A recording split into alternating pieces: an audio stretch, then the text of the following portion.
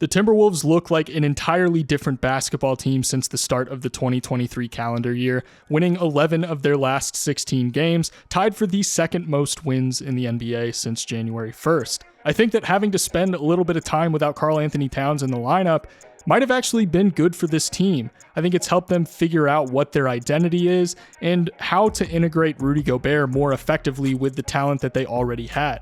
Most importantly, though, is the fact that it's unlocked Anthony Edwards' full potential. He's been scoring the ball more effectively, and he's actually been taking on an increased role in their offense as the primary ball handler. They look like a much more cohesive unit. Even if their numbers since the start of the year don't exactly look incredible, they have a 115.5 offensive rating, a 112 defensive rating, giving them a 3.5 net rating, which is the 5th best since January 1st. Like I said, these numbers might not look great, but considering they were the 20th ranked offense, 13th ranked defense, and they held a record of only 16-21 prior to the start of 2023, there's clearly been a trend in the right direction for them, and they're starting to look more and more like what I think people expected them to be. These numbers tell a story of a team that has had a massive turnaround, but how did they actually do it in the first place? What changes did the Karl-Anthony Towns injury force them to make? How have they been able to make a more intentional use of Rudy Gobert and what he brings to the table? And what adjustments has Chris Finch made to the rotation to start getting the most out of their supporting cast? To answer those questions, we got to look at a few different things.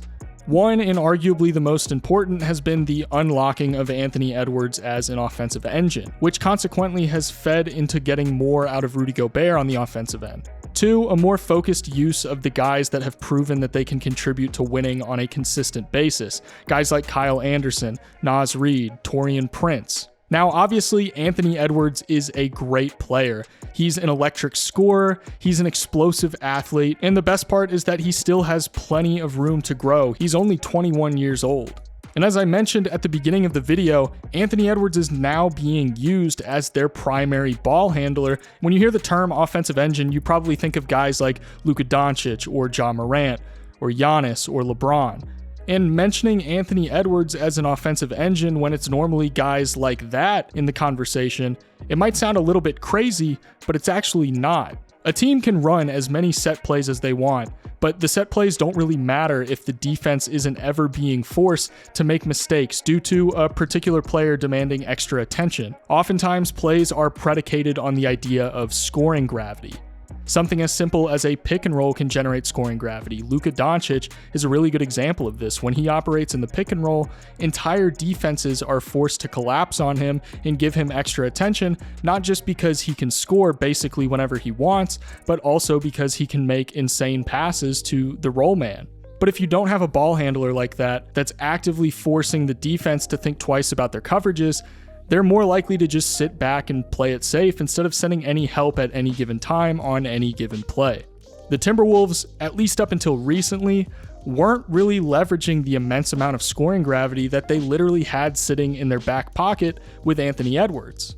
Now, we can get a little bit of a rough picture of how much more he's being used by looking at his usage rate, which I know isn't really a perfect stat, but it can be a good benchmark to start with. Prior to the start of the new year, Anthony Edwards had a usage rate of 27.2%, but since the start of 2023, his usage rate has ballooned up to 32.1%. For a little bit of context, anything above a 30% usage rate is usually reserved for your upper echelon all-stars and superstar players. The only reason you'd really have a high usage rate like that is if you're a really, really good player or if your team is really, really, really bad. But the question is, has Anthony Edwards lived up to the increased usage? And the answer is overwhelmingly yes. He's recording 27.3 points, 5.9 rebounds, and 4.9 assists per game in his last 16 games, and he's been doing it on above league average efficiency, which has always been one of the gripes with Anthony Edwards was, is he ever going to become an efficient scorer on significant volume? What really sticks out to me though is the 4.9 assists per game, which might not be a lot, but it's actually incredibly important. Just so we can adequately compare what their offense looks like now to what it looked like previously, let's go take a look at what things were like earlier in the season for them on the offensive end. Their offense was fairly predictable. It was a lot of basic pick and rolls that never really culminated into much of anything. there was a pretty significant lack of space. Even if they did have shooters on the floor, they weren't setting themselves up in a way that was going to create any space. The defense here is barely worried about the action between Gobert and Anderson, and everyone is pretty much just staying at home on their matchups. It makes it difficult to generate high percentage looks with this overall lack of creativity and stagnation. Every time they get into something that might look like it could lead to something effective, it would usually culminate into a low percentage difficult pull-up shot very late in the shot clock. Now, let's pivot over to what their offense looks like lately, because it's almost night and day in terms of how drastically different it looks. The Timberwolves are finally realizing the offensive opportunities that come along with making use of Anthony Edwards as your primary ball handler. We know that Anthony Edwards can create his own shot off the dribble, but he's developed into a very talented slasher, and his handle has come along to the point that he's able to penetrate the defense just using that aspect of his game. Him and Gobert get into the spread pick and roll, and he's making a conscious effort to drive left, and the result is that the defense is collapsed further into the paint, worrying about the threat of Ant getting to the rim and finishing, as well as the threat of any potential dump off to Gobert, and since Huerter is already pulled so deep away from the arc, it leaves Rivers open for Ant to kick it out to him for the open look. Here, Ant's pushing the pace in transition, and he gets this initial screen from Garza, but he rejects it so that he can get ahead of steam going downhill. Since they're in transition, the defense isn't really set up yet, so everybody collapses in on him, essentially having 4 defenders in the paint at once to stop the drive. Now with nobody on the perimeter, it's going to leave a kick out to McDaniels wide open, and he gets his defender to bite on the pump fake before he cashes in on the shot. When he drives, the only interior defense is 𝙖𝙗𝙤𝙪, who was initially with Garza near the weak side block, but with nobody else available to help, 𝙖𝙗𝙤𝙪 has to be the one to deter a shot at the rim, leaving Garza wide open in the corner, and Ant sends it to him. Garza attacks the closeout, which leads to an easy floater over top of 𝙖𝙗𝙤𝙪.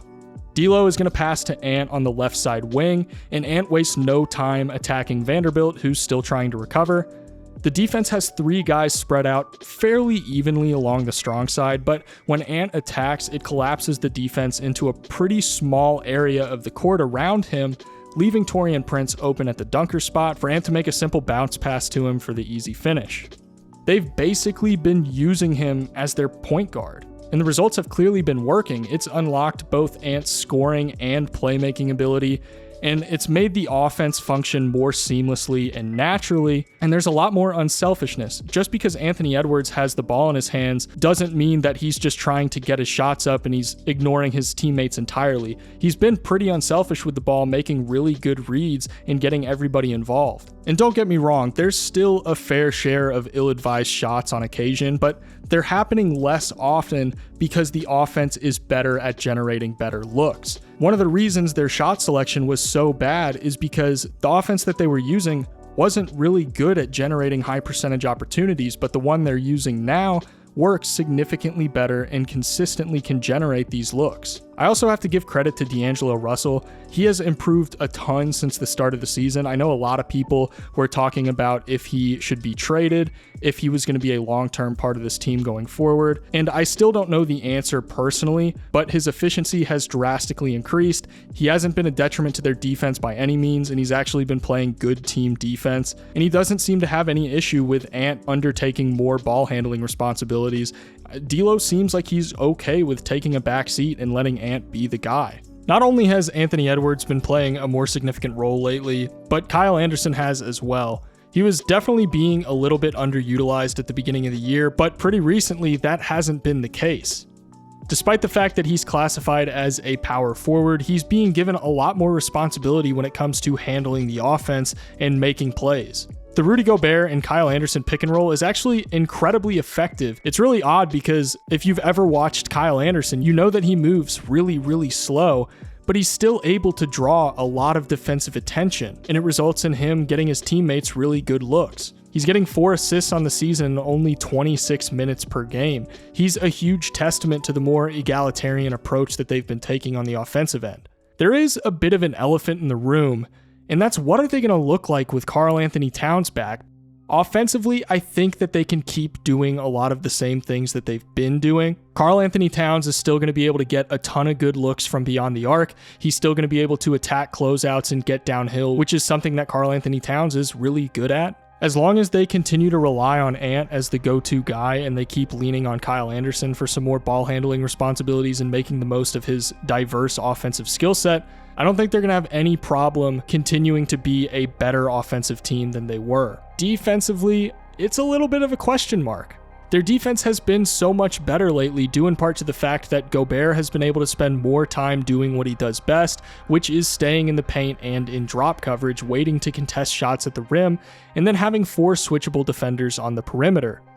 Jaden McDaniels and Kyle Anderson have been a really good duo when it comes to guarding ball handlers and preventing shots from beyond the arc and funneling them into the paint, which ultimately makes Rudy Gobert's life a lot easier, and it lets him do what he does best, which is block and deter shots at the rim. Putting Cat back into the fold at the 4 is going to potentially alter their defense some, but it might not be as bad as people think. D'Lo, Anthony Edwards, Jaden McDaniels, Karl-Anthony Towns, and Gobert have a defensive rating of 104.4 when they're on the court together. So they were capable of slowing opposing teams down, but at the beginning of the season, the offense was more of the issue. I'm not really as concerned about the defensive end as some other people are. Right now, the Timberwolves are only a game and a half back from the 4 seed. There should be a ton of optimism about what they can do in the postseason now that they've kind of ironed out what their identity is and who they're going to be leaning more on going forward. They should be able to comfortably make the playoffs if they can keep growing from this success now that they know what works and what doesn't. I've got a lot more content on my Patreon, including some additional notes and some breakdowns. So if you want to help support the channel, you can go click the link in the description to become a patron now. Thank you to everyone who's already subscribed to the channel. And if you're new and you enjoyed the video, consider subscribing and hitting that notification bell while you're here so that you never miss another one. Thank you all so much for watching, and I'll see you in the next one.